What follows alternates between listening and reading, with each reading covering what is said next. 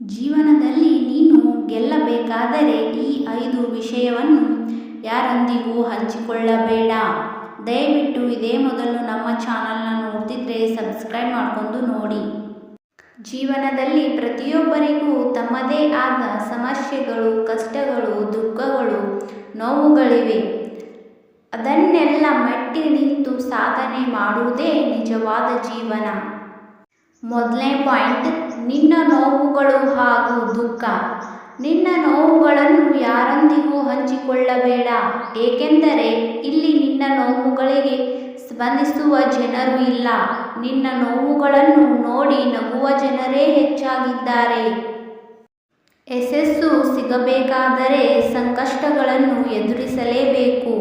ನಿನ್ನ ನೋವುಗಳೇ ಯಶಸ್ಸಿಗೆ ಮುಖ್ಯ ಕಾರಣವಾಗಿದೆ.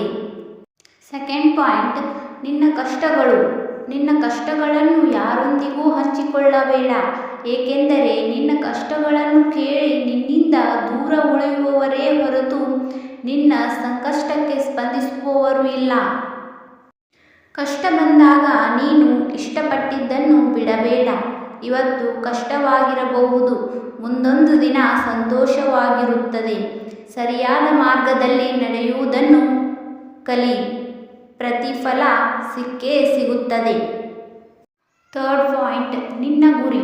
ನಿನ್ನ ಗುರಿಯನ್ನು ಮುಟ್ಟಿದ ದಾರಿಯ ಬಗ್ಗೆ, ಕನಸಿನ ಬಗ್ಗೆ ಯಾರೊಂದಿಗೂ ಹೇಳಬೇಡ, ಏಕೆಂದರೆ ನಿನ್ನ ಗುರಿಯ ಬಗ್ಗೆ ಅವರಿಗೆ ಗೊತ್ತಾದರೆ ನಿನ್ನನ್ನು ದಾರಿ ತಪ್ಪಿಸಲು ಪ್ರಯತ್ನ ಮಾಡುತ್ತಾರೆ.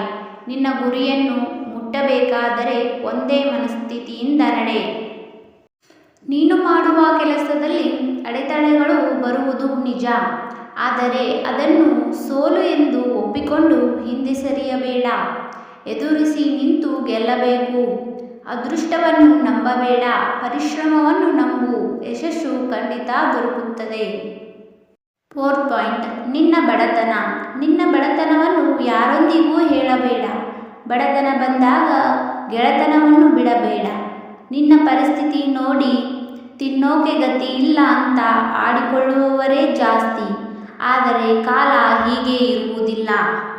ಜೀವನ ನೀರಿನ ಅಲೆಗಳ ಏರಿಳಿತಗಳ ಥರ. ಈ ಎರಡರ ಮಧ್ಯೆ ಹೇಗೆ ಜೀವನ ನಡೆಸಬೇಕು ಎಂದು ತಿಳಿದುಕೋ. ಕಷ್ಟ ಸಮಸ್ಯೆಗಳಿಂದ ಮುಕ್ತಿ ಸಿಗುತ್ತದೆ. 5ನೇ ಪಾಯಿಂಟ್, ನಿನ್ನ ಯಶಸ್ಸಿನ ಗುಟ್ಟು.